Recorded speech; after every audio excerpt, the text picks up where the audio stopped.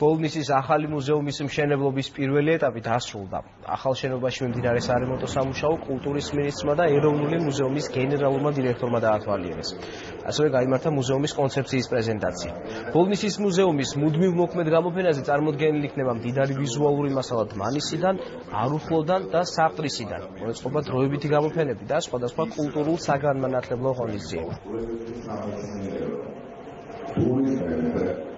ეს გადაუჭარბებლად გახდება ქალაქის და რეგიონის კულტურული ცენტრი, იმიტომ რომ კონცეფცია აერთიანებს ძალიან ბევრ მნიშვნელოვან მიმართულებას, რომელიც გახლავთ კულტურული და ისტორიული, რა თქმა უნდა გახდეს ძალიან პოპულარული და საყვარელი ადგილი სწორედ ადგილობრივი მაცხოვრებლებისთვის, ბავშვებისთვის, სტუდენტებისთვის, ახალგაზრდებისთვის, მკვლევარი მეცნიერებისთვის.